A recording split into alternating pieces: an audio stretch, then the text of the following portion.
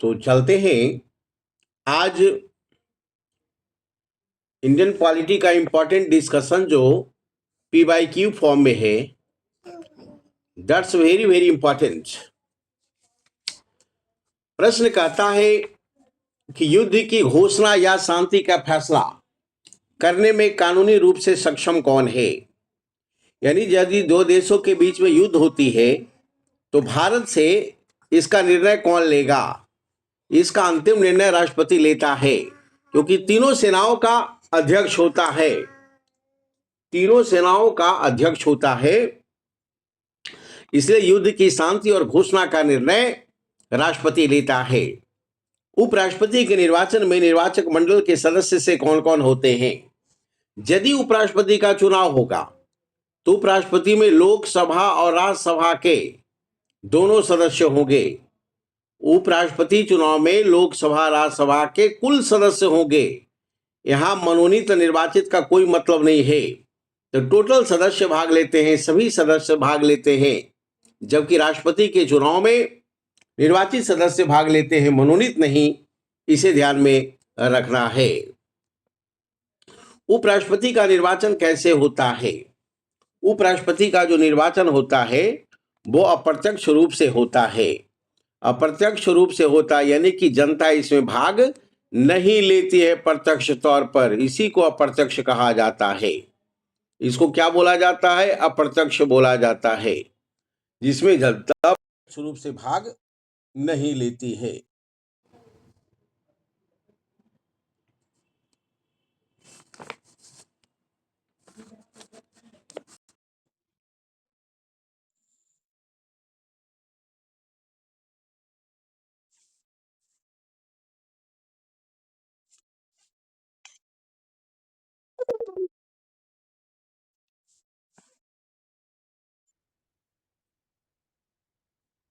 हाँ, अगला सवाल।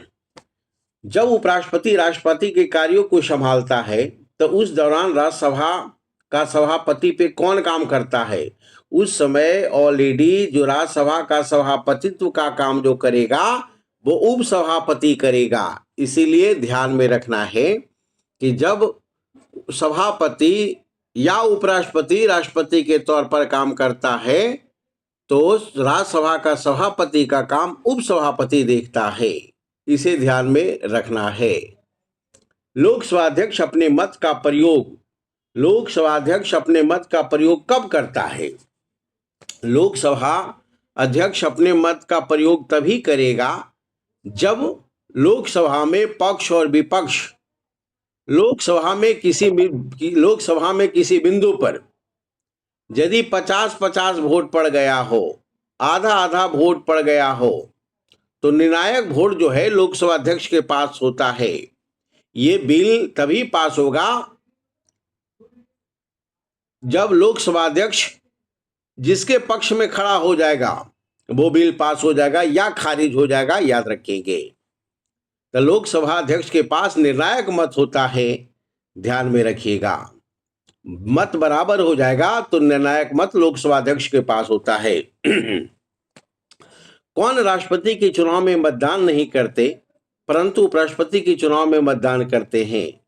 तो संसद के जो भी मनोनीत सदस्य होगा राष्ट्रपति के चुनाव में मतदान नहीं करेगा, लेकिन उपराष्ट्रपति के चुनाव में मतदान करेगा। क्यों? क्योंकि उपराष्ट्रपति के चुनाव में लोकसभा राज्यसभा का कुल सदस्य भाग लेते हैं, जबकि राष्ट्रपति के चुनाव में लोकसभा राज्यसभा के मनोनीत सदस्य भाग लेते, ये निर्वाचित सदस्य भाग लेते हैं, याद रखिएगा।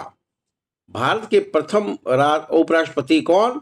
तो डॉक्टर एस राधाकृष्णन। जबकि वर्तमान में उपराष्ट्रपति कौन है? सीपी राधाकृष्णन, है ना? सीपी राधाकृष्णन। चलिए, तो डॉक्टर एस राधाकृष्णन और सीपी राधाकृष्णन दोनों तमिलनाडु से हैं, यह ध्यान में रखिएगा। किस एकमात्र उपराष्ट्रपति की मृत्यु पद पर आसीन रहते हुई है? तो कृष्णकांत की मृत्यु पद पर हो गई है। कृष्णकांत की मृत्यु उपराष्ट्रपति पद पर हो गई है, ध्यान में रखना है। भारत का उपराष्ट्रपति किसका पदेन सभापति होता है? भारत का उपराष्ट्रपति राज्यसभा का पदेन सभापति होता है, ध्यान में रखना है। राज्यसभा का स्थापना कब किया गया है? राज्यसभा का स्थापना जो है ऑलरेडी 3 अप्रैल 1952 को किया गया है। 3 अप्रैल 1952 को किया गया है, यह ध्यान में रखेंगे। स्क्रॉल। राज्यसभा की पहली बैठक, राज्यसभा की पहली बैठक कब हुई थी? राज्यसभा की पहली बैठक 13 मई 1952 को हुई थी। राज्यसभा की पहली बैठक 13 मई 1952 को हुई थी और उस समय राज्यसभा के सभापति के रूप में डॉक्टर एस राधाकृष्णन थे, भारत के प्रथम उपराष्ट्रपति, ध्यान में रखना है। वर्तमान में राज्यसभा के सदस्यों की अधिकतम संख्या कितना हो सकती है? अधिकतम संख्या तो 250 होगी, लेकिन वर्तमान में 245 है, जिससे 12 मनोनीत थे और 233 निर्वाचित है, याद रखिएगा। चलिए, राज्यसभा के लिए प्रत्येक राज्य के प्रतिनिधियों का निर्वाचन कौन करता है? राज्यसभा के लिए प्रत्येक राज्य के प्रतिनिधियों का निर्वाचन कौन करता है? तो राज्यसभा के लिए प्रत्येक राज्य के प्रतिनिधियों का निर्वाचन जो है विधानसभा के निर्वाचित सदस्य करता है। राज्यसभा में मान लिया कि बिहार में ऑलरेडी 16 सीट है राज्यसभा सीट, तो 16 सीट कितना विधायक मिलकर एक राज्यसभा सदस्य को चुनेगा? तो 243 में भाग दे दीजिए 16 से, तो लगभग आएगा 15 सदस्य, याद रखना है। 16 है 160, हाँ, तो 15 सदस्य आएगा, यानी 15 विधानसभा सदस्य मिलकर एक राज्यसभा सदस्य को चुनता है, यही ध्यान में रखेंगे, है ना। चलिए, तो बिहार में राज्यसभा के कितने सदस्य? तो 16 सदस्य। राज्यसभा के सदस्यों के लिए न्यूनतम आयु कितनी? तो 30 वर्ष। लोकसभा के लिए कितना? 25 वर्ष। विधानसभा के लिए कितना? 25 वर्ष।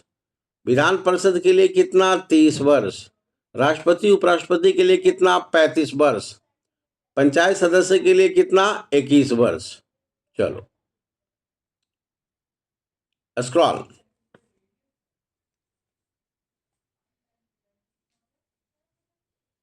राज्यसभा के सदस्यों का कार्यकाल कितना वर्ष होता है? तो इसके सदस्यों का कार्यकाल 6 वर्ष होता है, लेकिन छुच्छे राज्यसभा का कार्यकाल पूछेगा तो ऑलरेडी यह असीमित होता है, यह भंग नहीं होता है, स्थायी सदन है, याद रखना है। चलिए नेक्स्ट, वह कौन सा सदन है जिसका सभापति उस सदन का सदस्य नहीं होता है? वह कौन सा सदन है जिसका सभापति मतलब उपराष्ट्रपति उस सदन का सदस्य नहीं होता है? तो राज्यसभा का सदस्य वो नहीं होता, उपराष्ट्रपति, याद रखेंगे। राज्यसभा के सभापति उपराष्ट्रपति का चुनाव कौन करता है? तो लोकसभा राज्यसभा के सभी सदस्य मिलकर उपराष्ट्रपति का चुनाव करते हैं। राज्यसभा के उपसभापति का निर्वाचन कौन करता है? राज्यसभा के उपसभापति के निर्वाचन राज्यसभा के सदस्यों के द्वारा किया जाता है, याद रखिएगा। राज्यसभा के द्विवार्षिक चुनावों की अधिसूचना कौन जारी करता है? अधिसूचना कौन जारी करेगा? तो निर्वाचन आयोग जारी करेगा। कौन जारी करेगा? निर्वाचन आयोग। स्क्रॉल।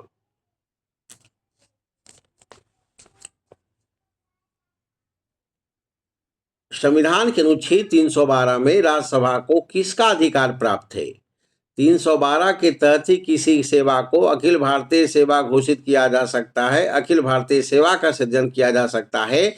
मतलब ये कि जो भी सेवा होगा पूरे देश के लिए होगा, याद रखना है,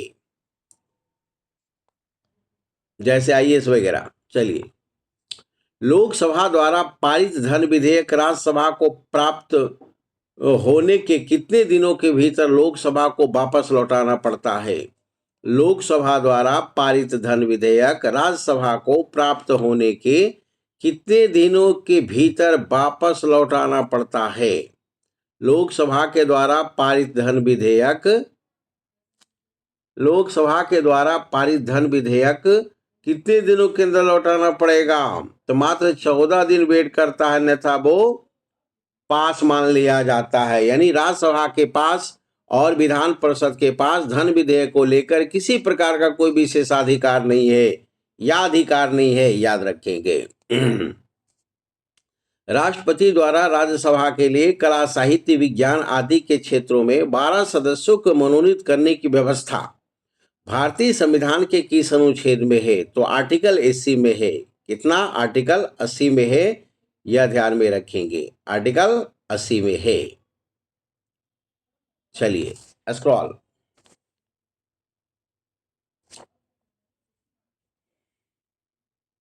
राज्यसभा एक कैसा सदन है? स्थायी सदन है, जबकि लोकसभा कैसा सदन है? अस्थायी सदन है।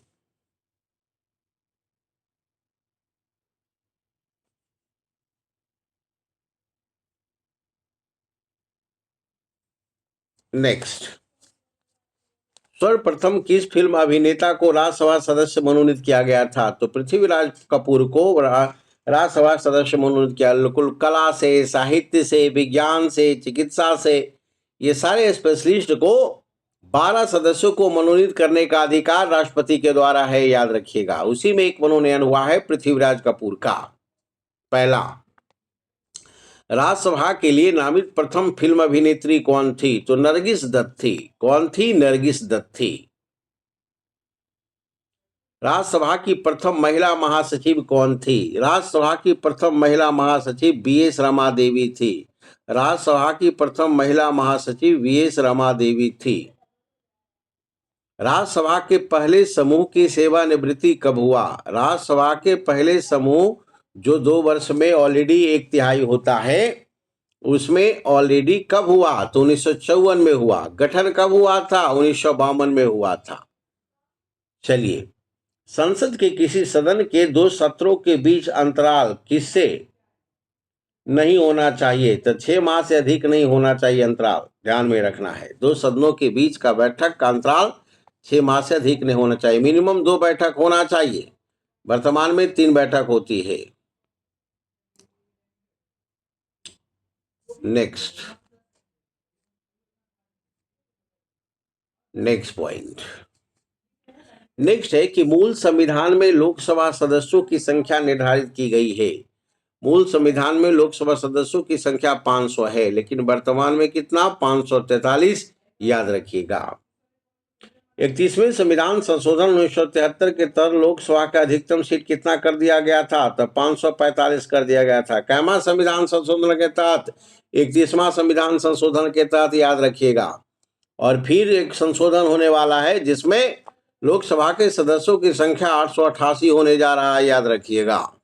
चलो, संभवतः लोकसभा के अधिकतम सदस्य की संख्या कितना हो सकती है? 542 हो सकती है।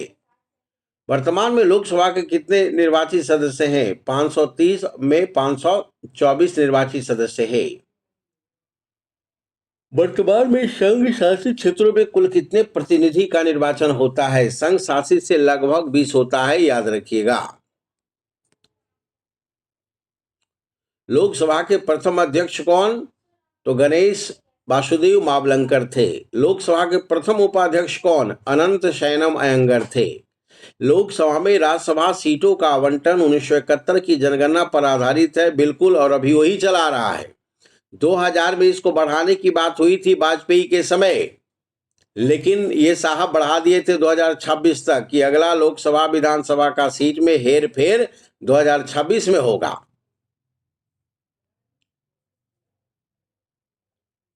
मतलब आज 2026 है, याद रखिएगा। आज के बाद शुरू हो जाएगा। सरकार रुकी हुई है, ये ऑलरेडी जनगणना करवा लेगी, उसके बाद इसको बढ़ा देगी सीट को। अनुसूचित जाति एवं जनजातियों के लिए लोकसभा में कितने सीटें आरक्षित है? अनुसूचित जाति एवं जनजाति के लिए लोकसभा में 131 सीट आरक्षित है, याद रखना है।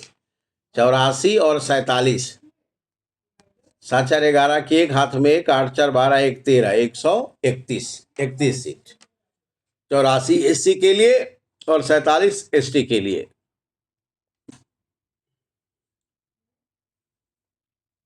चलिए नेक्स्ट, लोकसभा के लिए प्रथम आम चुनाव कब हुआ था? लोकसभा के लिए प्रथम आम चुनाव 1952 में हुआ था। लोकसभा के लिए प्रथम आम चुनाव कब हुआ था? 1952 में हुआ था। लोकसभा में किन शासित प्रदेशों के प्रतिनिधि चुने जाते थे? प्रत्यक्ष निर्वाचन द्वारा। लोकसभा में किन शासित प्रदेशों के प्रतिनिधि चुने जाते थे? किसके द्वारा? प्रत्यक्ष निर्वाचन के द्वारा। लोकसभा का चुनाव लड़ने के लिए इच्छुक व्यक्ति की न्यूनतम आयु कितना? 25 वर्ष। कौन सा राज्य सबसे अधिक प्रतिनिधि लोकसभा में भेजता है? उत्तर प्रदेश। कितना? 80। किस राज्य में लोकसभा राज्यसभा का प्रतिनिधित्व सबसे अधिक है? उत्तर प्रदेश है, याद रखना है। बिहार में लोकसभा सीटों की संख्या कितना? 40 और राज्यसभा की कितना? 16। स्क्रॉल।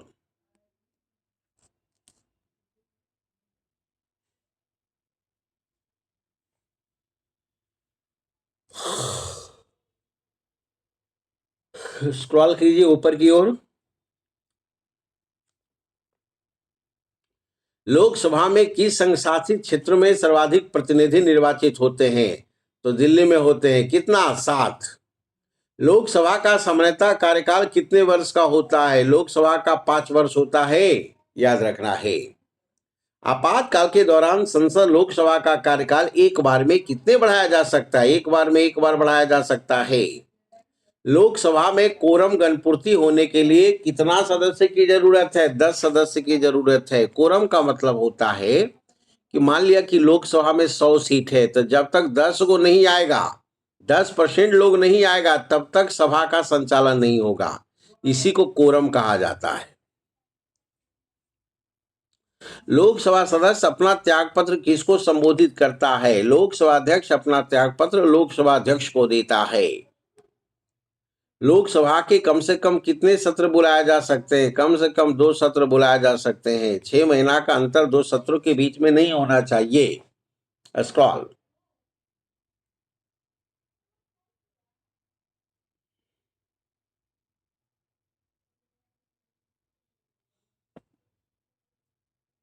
राष्ट्रपति लोकसभा के कार्यकाल पूरा करने के पूर्व भंग कर सकता है। बिल्कुल भंग कर सकता है। कब? जब बहुमत नहीं हो तब। नेक्स्ट।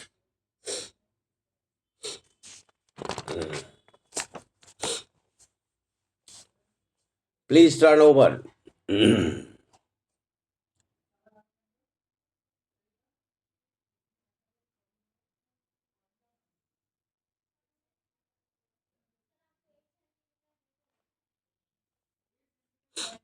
लोकसभा का विघटन कौन कर सकता है? लोकसभा का विघटन राष्ट्रपति करेगा। विधानसभा का विघटन कौन करता है? तो राज्यपाल करता है। चलिए, लोकसभा का नेता कौन होता है? लोकसभा का नेता बहुमत दल का नेता होता है, यानी प्रधानमंत्री होता है। वर्तमान में लोकसभा का नेता कौन है जी? मोदी, नरेंद्र। और विपक्ष का नेता कौन है लोकसभा में? राहुल गांधी। चलिए, बहुत बढ़िया। किसी विशेष दिन लोकसभा में अधिकतम कितने तारांकित प्रश्न पूछे जा सकते हैं? तारांकित प्रश्न पूछे जा सकते हैं 20, याद रखना है। तारांकित होता है और एक अतारांकित होता है। एक लिखित दिया जाता है, एक मौखिक दिया जाता है। आंसर। प्रथम लोकसभा की पहली बैठक कब हुई थी? पहली बैठक 1952 में हुई थी, याद रखना है। बजट पहले किसके द्वारा पारित किया जाता है? बजट की पहले किसके द्वारा? पहले लोकसभा के द्वारा पारित किया जाता है बजट, याद रखिएगा। राष्ट्रपति के पूर्वानुमति से। प्रधानमंत्री की नियुक्ति कौन करता है? राष्ट्रपति करता है। अमित कुमार बताओ, इस साल का भारत सरकार का बजट कितना का है?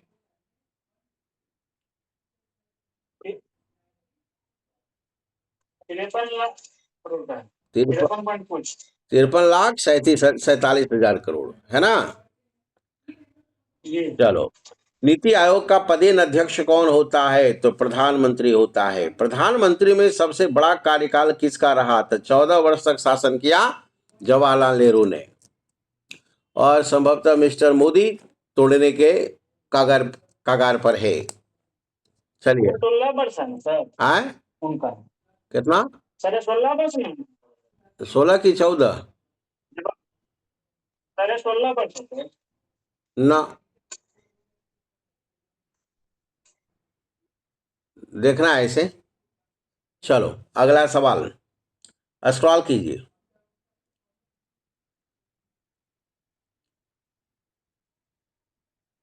हाँ, अगला है आगे क्या है? आगे है कि मंत्रिमंडलीय की बैठक की अध्यक्षता कौन करता है? तो प्रधानमंत्री करता है। प्रधानमंत्री की नियुक्ति राष्ट्रपति करता है। किस अनुच्छेद के तहत? 75 के तहत। लोकसभा के बहुमत दल के नेता को प्रधानमंत्री नियुक्त करता है। कौन? राष्ट्रपति करता है, याद रखिएगा। भारत के प्रधानमंत्री का उम्मीदवार कम से कम कितना उम्र होना चाहिए? लोकसभा के सदस्य होना चाहिए तो 25 वर्ष, और यदि राज्यसभा से होगा तो मिनिमम 30 वर्ष होना चाहिए प्रधानमंत्री का, और उम्र याद रखिएगा। प्रधानमंत्री का शपथ ग्रहण करते समय राज्यसभा का सदस्य थी कौन? इंदिरा गांधी थी, यानी मिनिमम एज 30 ईयर्स, याद रखिएगा। देश की पहली प्रथम महिला प्रधानमंत्री कौन? श्रीमती इंदिरा गांधी। और एक कार्यकाल में सबसे कम समय तक प्रधानमंत्री रहने वाला कौन? अटल बिहारी वाजपेयी, 13 दिन पहली बार ये साहब आए थे। चलो, एक बार 13 दिन, दूसरा बार 13 महीना, और तीसरा बार में ये कार्यकाल पूरा किए थे। चलिए, किसने दो बार कार्यकारी प्रधानमंत्री के रूप में काम किया? गुलजारीलाल नंदा ने किया है। सबसे कम उम्र में प्रधानमंत्री पद पर आसीन होने वाला व्यक्ति कौन? राजीव गांधी। सबसे अधिक उम्र में प्रधानमंत्री आसीन होने वाला कौन? मोरारजी देसाई। मोरारजी देसाई ने कितना बार बजट पेश किया था? 10 बार। 10 बार, सर्वाधिक। चलो, ऐसे प्रथम प्रधानमंत्री जिनके विरुद्ध लोकसभा में विश्वास प्रस्ताव लाया गया है? जवाहरलाल नेहरू। संसदीय शासन प्रणाली सर्वप्रथम किस देश में विकसित हुई? ब्रिटेन में विकसित हुआ है। और संसदीय प्रणाली हमने लिया है कहां से? ब्रिटेन से। मंत्रिपरिषद का अध्यक्ष कौन होता है? तो प्रधानमंत्री होता है। मंत्रिपरिषद की अध्यक्षता कौन करेगा? प्रधानमंत्री करेगा। कौन व्यक्ति मंत्रिपरिषद का सदस्य हो सकता है? संसद का सदस्य होना चाहिए मंत्री बनने के लिए। कोई भी व्यक्ति मंत्री बन सकता है, लेकिन 6 महीना के अंदर उसे संसद की सदस्यता लेना होगा। Next question, scroll. मंत्रिपरिषद के सदस्यों की पद की गोपनीयता का शपथ कौन दिलाता है? राष्ट्रपति दिलाता है। मंत्रिपरिषद कितने तरह के होते? तो 3 तरह का होता है। कैबिनेट मंत्री जो होता है वो नीति निर्माण में भाग लेता है। राज्य मंत्री इसको सहयोग करता है, और उप मंत्री भी इसको सहयोग के लिए ही बनाया जाता है। मंत्रिपरिषद व्यक्तिगत रूप से किसके प्रति उत्तरदायी होता है? व्यक्तिगत रूप से राष्ट्रपति के प्रति उत्तरदायी होगा, और सामूहिक रूप से लोकसभा के प्रति उत्तरदायी होगा, याद रखना है। नेक्स्ट, भारत के किसी सदन का सदस्य हुए बिना कोई व्यक्ति कब तक मंत्री रह सकता है? 6 माह। बिहार सरकार में एक ऐसे मंत्री का नाम बताइए जो सदस्य नहीं और मंत्री है, बताइए जल्दी से। अभी तो है ना सर, क्या नाम है उसका? प्रकाश, क्या नाम? दीपक प्रकाश। दीपक प्रकाश। उपेंद्र कुशवाहा का बेटा है नहीं जी? जी। चलिए, अगला सवाल। भारतीय संविधान के अनुच्छेद 74, 75 में किन विषयों पर विचार करते हैं? मंत्रिपरिषद पर विचार करते हैं। मंत्रिपरिषद पर विचार किया जाता है। 74 में मंत्रिपरिषद का राष्ट्रपति अपने सलाह के लिए मंत्रिपरिषद का गठन करता है, और 75 में मंत्रिपरिषद के मुखिया को यानी प्रधानमंत्री की नियुक्ति करता है। चलिए, संघीय मंत्रिपरिषद अपने आचरण के लिए किसके प्रति जिम्मेदार होता है? संसद के प्रति जिम्मेदार। तो वहां पर कुछो करेगा, न्यायालय में चर्चा उसका नहीं हो सकता, उसके खिलाफ न्यायालय भी आप नहीं जा सकते। चलिए, गाली गलौज कर लिया, मारपीट कर लिया, ये सब देखेगा कौन? लोकसभा अध्यक्ष, न्यायपालिका नहीं। चलिए, नेक्स्ट स्क्रॉल।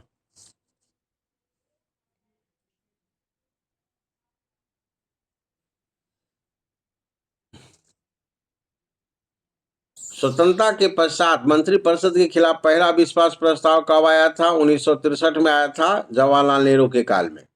मंत्रिपरिषद में पद त्याग देने के लिए मंत्री किसको त्याग पत्र देता है? तो राष्ट्रपति को देगा, प्रधानमंत्री के कहने पर।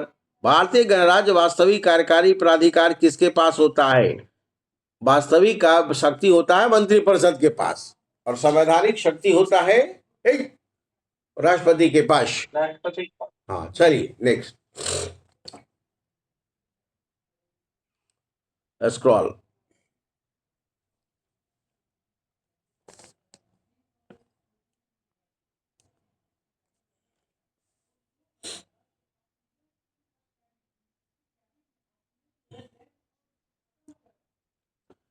हाँ, कहता है स्वतंत्र भारत की प्रथम मंत्रिपरिषद में प्रधानमंत्री सहित कुल कितने सदस्य थे? तो कुल कितने सदस्यों की संख्या जो थी 36 थी, याद रखिएगा। पहला मंत्रिपरिषद में कुल सदस्यों की संख्या 36 थी। स्वतंत्र भारत की प्रथम मंत्रिपरिषद में शामिल एकमात्र महिला मंत्री कौन थी? तो राजकुमारी अमृत कौर थी, पंजाब वाली, याद रखना है। अगला सवाल, स्वतंत्र भारत के प्रथम मंत्रिमंडल में केंद्रीय शिक्षा मंत्री कौन थे? तो अब्दुल कलाम आजाद थे। प्रथम शिक्षा मंत्री कौन? अब्दुल कलाम आजाद। स्वतंत्र भारत का प्रथम प्रतिरक्षा मंत्री कौन? बलदेव सिंह। बलदेव सिंह हाँ, पहला शिक्षा मंत्री। प्रथम वित्त मंत्री कौन? जॉन मथाई। बोलिए, गणतंत्र भारत का पहला बजट पेश करने वाला मंत्री कौन? वित्त मंत्री जॉन मथाई। जॉन मथाई। चलिए नेक्स्ट हमारा है क्या है?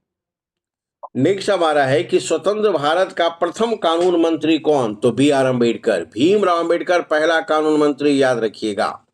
प्रथम गृह मंत्री कौन? सरदार वल्लभ भाई पटेल, याद रखेंगे। संघीय मंत्रिपरिषद में पद त्याग करने वाला पहला मंत्री कौन? श्यामा प्रसाद मुखर्जी। भारत के प्रथम उप प्रधानमंत्री कौन? सरदार वल्लभ भाई पटेल। भारत के प्रथम उप प्रधानमंत्री कौन? सरदार वल्लभ भाई पटेल। उप प्रधानमंत्री का चर्चा संविधान के किस अनुच्छेद में है? जल्दी से बताइए। सर, किसी भी अनुच्छेद में नहीं है। हाँ, संविधान के किसी भी अनुच्छेद में उप प्रधानमंत्री और उप मुख्यमंत्री का चर्चा नहीं है, याद रखिएगा। चलो अगला सवाल ऊपर कीजिए।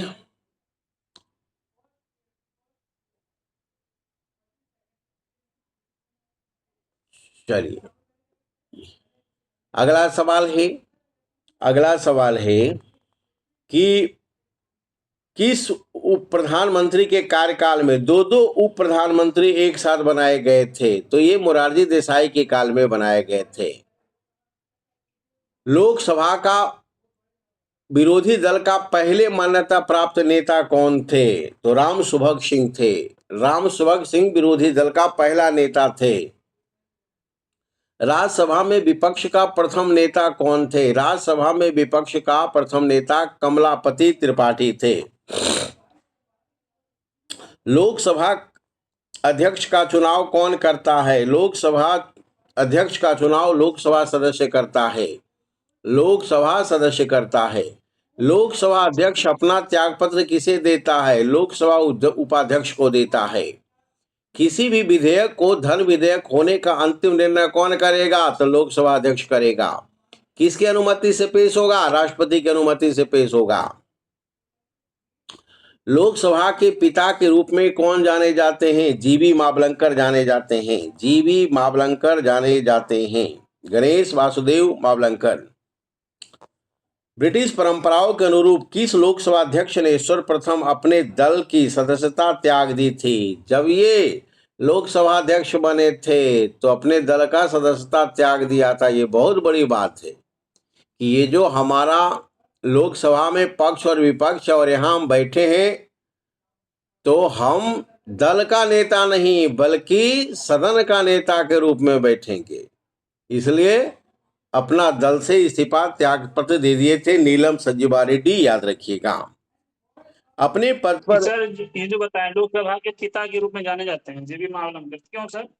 इसीलिए ऑलरेडी कि इनका जो है नेतृत्व जो है पहला हुआ था लोकसभा अध्यक्ष के रूप में। गणेश वासुदेव मावलंकर। चलिए, ब्रिटिश परंपराओं के अनुरूप किस लोकसभा अध्यक्ष ने सर्वप्रथम अपने दल का त्यागपत्र दे दिया? नीलम संजीवा रेड्डी। स्क्रॉल। जैसे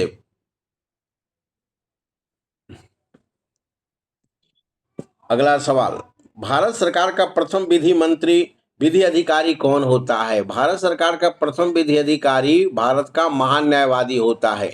राज्य का प्रथम विधि अधिकारी महाधिवक्ता होता है, याद रखिएगा। भारत का अटॉर्नी जनरल की नियुक्ति कौन करता है? भारत का राष्ट्रपति करता है, प्रधानमंत्री के कहने पर। जब तक प्रधानमंत्री रहेगा तभी तक ये रहेगा, क्योंकि प्रधानमंत्री का पक्का सलाहकार और पैरवीकार होता है। आर्टिकल 76 के तहत भारत सरकार को कानूनी विषयों पर परामर्श कौन देता है? तो यही अटॉर्नी जनरल देता है। आर्टिकल 76 के तहत इसकी नियुक्ति की जाती है। संविधान के किस अनुच्छेद के अंतर्गत राष्ट्रपति द्वारा भारत के महान न्यायवादी की नियुक्ति की जाती है? 76 हो गया। संसद के किसी सदन के सदस्य न होने पर भी सदन की बैठक में भाग कौन ले सकता है? यही भाग लेगा, लेकिन मतदान नहीं करेगा, याद रखिएगा। अगला सवाल, स्क्रॉल।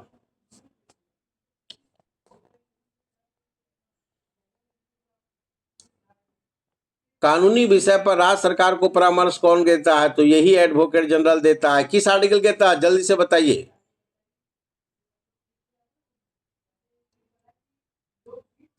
आर्टिकल 165। चलिए, किस राज्य का उच्चतम विधि अधिकारी होता है? कौन होता है? तो एडवोकेट जनरल होता है। मुख्य सतर्कता आयुक्त की नियुक्ति कौन करता है? राष्ट्रपति करता है। इसी को सेंट्रल विजिलेंस कमिश्नर बोला जाता है। ये निगरानी करता है कि प्रशासन में भ्रष्टाचार को कैसे रोका जाए। भारतीय संविधान के किस भाग में संघीय न्यायपालिका का उल्लेख है? तो ये ऑलरेडी संघीय न्यायपालिका का उल्लेख संविधान के भाग 5 में है, याद रखिएगा। संविधान का व्याख्याकार और संरक्षक कौन है? तो सुप्रीम कोर्ट है।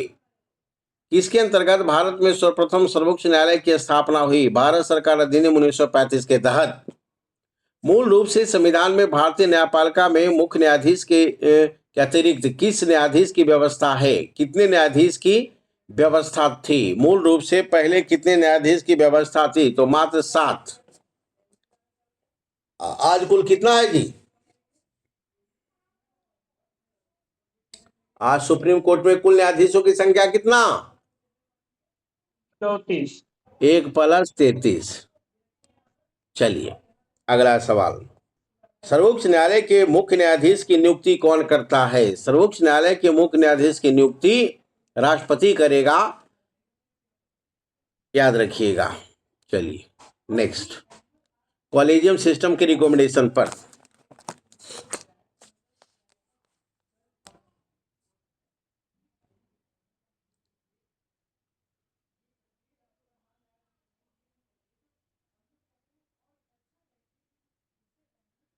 ये उल्टा नहीं होगा?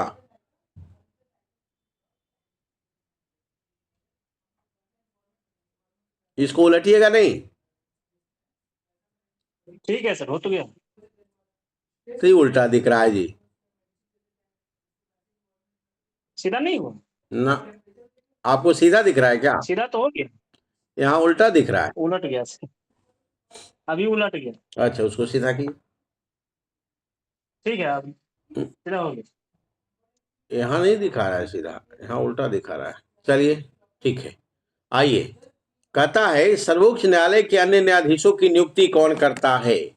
सर्वोच्च न्यायालय के अन्य न्यायाधीशों की नियुक्ति कौन करता है? तो सर्वोच्च न्यायालय के अन्य न्यायाधीशों की नियुक्ति सर्वोच्च न्यायालय के मुख्य न्यायाधीश के परामर्श से राष्ट्रपति करता है, याद रखिएगा। कौन करेगा? राष्ट्रपति करेगा।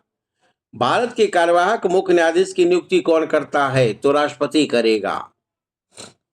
सर्वोच्च न्यायालय में तदर्थ एडहोक जज की नियुक्ति किस देश की न्याय व्यवस्था से लिया गया है? तो ये फ्रांस से। एडहोक जज मतलब होता है कि यदि जज की संख्या नहीं है तो ऑलरेडी किसी विधि विशेषज्ञ को एडहोक जज के रूप में या रिटायर्ड लोगों को बनाया जा सकता है।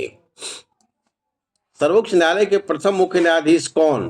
तो हीरालाल जे कनिया थे। हीरालाल जे कनिया, याद रखिएगा।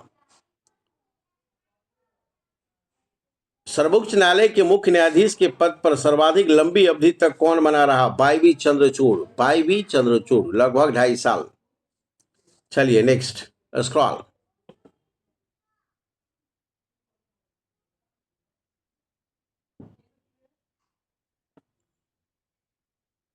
कहता है कि कौन सा अनुच्छेद सर्वोच्च न्यायालय को अभिलेख न्यायालय के स्थान प्रदान करता है। आर्टिकल 129 कहता है कि सर्वोच्च न्यायालय अभिलेख न्यायालय है। अभिलेख न्यायालय का मतलब ये होता है कि उसका जो भी डिसीजन होगा उसको लिखा जाएगा और आगे आने वाले जितने सारे फैसला होगी उसको आधार बनाया जाएगा, इसलिए उसको अभिलेख न्यायालय बोला जाता है। संविधान के किस अनुच्छेद के तहत प्रत्येक राज्य में एक उच्च न्यायालय की व्यवस्था होगी। तो आर्टिकल 214 के तहत हाईकोर्ट की व्यवस्था होती है। सर्वोच्च न्यायालय के जजों का वेतन किससे आहरित होता है। संचित निधि से दिया जाता है। संचित निधि से दिया जाता है। संविधान के किस अनुच्छेद के तहत प्रत्येक राज्य में एक उच्च न्यायालय होगा। आर्टिकल 214 के तहत एक उच्च न्यायालय होगा। वर्तमान में हाईकोर्ट की संख्या कितना? 25। 25वां हाईकोर्ट कौन?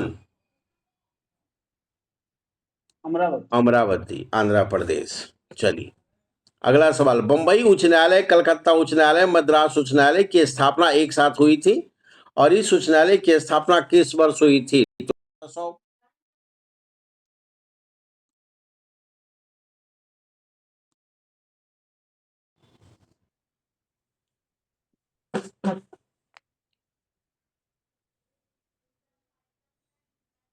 नेक्स्ट, चुनाव के समय, नेक्स्ट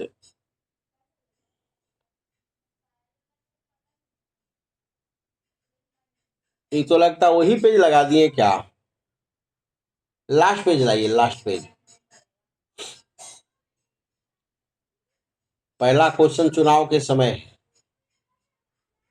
हाँ देखिए, चुनाव के समय किसी चुनाव क्षेत्र में चुनाव प्रचार कब तक बंद करना होता है। मतदान प्रारंभ के होने 48 घंटे पहले तक। बीपीसी का क्वेश्चन है 69वीं का। दिनेश गोस्वामी समिति का संबंध किससे है। निर्वाचन सुधार से है। संविधान की कौन सी अनुसूची क्षेत्रीय भाषाओं से संबंधित है। 8वीं अनुसूची से संबंधित 22 भाषा की चर्चा है। बताइए, संथाली जो भाषा है उसका लिपि क्या है, कौन बताएगा। संथाली भाषा की कौन सी लिपि है जिसका 100 वर्ष हो गया 2026 में। ये सर कौन? ओलचिक्की ओलचिकी है ना, ओलचिक्की। कोई रघुनाथ मुर्मू ने इसको शुरू किया था। चलिए संविधान के, हाँ, संविधान के कौन सी अनुसूची क्षेत्रीय भाषाओं का उल्लेख है। 8वीं अनुसूची। संविधान की 8वीं अनुसूची में कितने भाषा। 22 भाषा, उसमें संथाली शामिल है। चलिए स्क्रॉल। सबसे लास्ट में तो संथाली शामिल हुआ। बोडो, डोगरी, मैथिली, संथाली। हाँ मतलब सीरियली नंबर में लास्ट में संथाली है। हाँ 4 गो। हाँ चलिए, भारतीय संविधान में किस अनुच्छेद में राजभाषा की प्रावधान है। 343 से 51 के बीच में। भारत की राजभाषा क्या है। हिंदी है। संविधान के किस अनुच्छेद के अंतर्गत हिंदी को राजभाषा माना गया है। 343 के तहत। 1953 में गठित राजभाषा आयोग का प्रथम अध्यक्ष कौन। बीडी खेर था।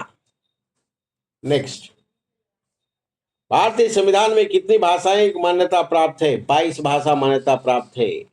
भारत में संघ प्रशासन का कौन होता है। राष्ट्रपति होता है। दिल्ली का हेड कौन होगा। राष्ट्रपति होगा। केंद्र शासित प्रदेश में किसका शासन होता है। राष्ट्रपति द्वारा नियुक्त प्रशासक का होता है शासन। संघ शासित क्षेत्रों में प्रशासकों नियुक्ति कौन करता है। राष्ट्रपति करता है। संघ शासित क्षेत्रों जिनकी अपनी विधायिका नहीं है के लिए विधि संसद निर्माण करता है कौन। संसद।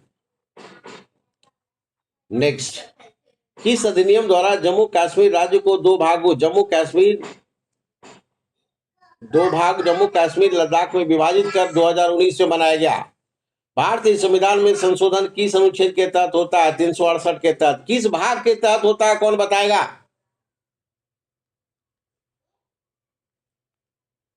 चलिए भाग 20। हाँ चलिए नेक्स्ट पॉइंट है हमारा कि भारत के संविधान में प्रथम संशोधन कब हुआ। 1951 में हुआ। और प्रथम संवैधानिक संशोधन अधिनियम कब बना। 1951 में बना। स्क्रॉल।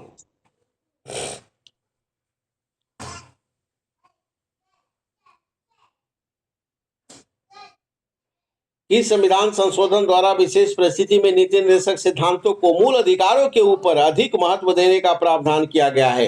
यानी डीपीएसपी को अधिक ध्यान दिया जाएगा। सोच लीजिए 42वें संविधान संशोधन के तहत मूल अधिकार डीपीएसपी टकराएगा तो डीएसपी को वैल्यू दिया जाएगा। भारतीय संविधान की प्रस्तावना में धर्मनिरपेक्ष समाजवादी राष्ट्र की एकता अखंडता का चर्चा कहाँ गया? 42वें संविधान संशोधन से जोड़ा गया है 1976 में। मौलिक कर्तव्य कहाँ जोड़ा गया? 42वें संविधान संशोधन 1976 से स्वर्ण सिंह समिति के रिकमेंडेशन पर। स्क्रॉल।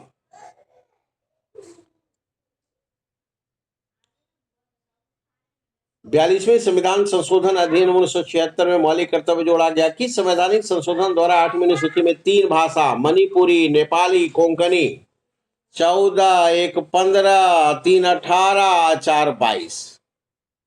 चलिए, तो 71वें संविधान संशोधन के तहत भारत के संविधान में 73वां संशोधन का संबंध किससे? पंचायती राज व्यवस्था को संवैधानिक दर्जा प्रदान किया गया। स्क्रॉल।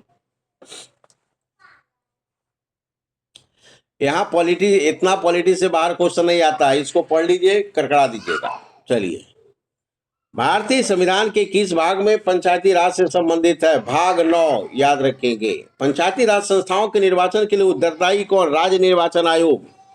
73वें संविधान संशोधन के अनुसार पंचायती राज व्यवस्था का कार्यकाल कितने वर्ष का होता है? 5 वर्ष का होता है। भारत में पंचायती राज अधिनियम कब लागू हुआ? 24 अप्रैल 1993 में लागू हुआ। बताइए, पंचायती राज दिवस कब मनाया जाता है?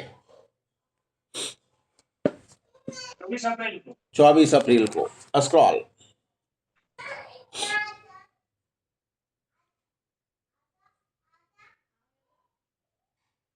चलिए, पंचायत के चुनाव कराने का निर्णय किसके द्वारा लिया जाता है? राज्य सरकार के द्वारा लिया जाता है। भारत में पंचायती राज प्रारंभ किया गया कब? 1959 में प्रारंभ किया गया है राजस्थान के नागौर जिले से। चलिए नेक्स्ट, देश में ग्रामीण, भारत में पंचायती राज व्यवस्था राजस्थान का 1959। देश में ग्रामीण व्यवस्था, ग्रामीण क्षेत्रों में सामाजिक सांस्कृतिक उत्थान के लिए सामुदायिक विकास कार्यक्रम कब प्रारंभ किया गया था? 1952 में किया गया था। इसी के जगह पर पंचायती राज व्यवस्था आया, याद रखिएगा इसको हटाकर। भारत सरकार द्वारा सामुदायिक विकास योजना का शुरुआत कब? 1953 में। बलवंत राय मेहता समिति प्रतिवेदन में पंचायती राज संस्थाओं को कितने स्तर पर सुझाव दिया गया है? 3 स्तर पर। अशोक मेहता समिति किससे संबंधित है? पंचायती राज व्यवस्था से। स्क्रॉल।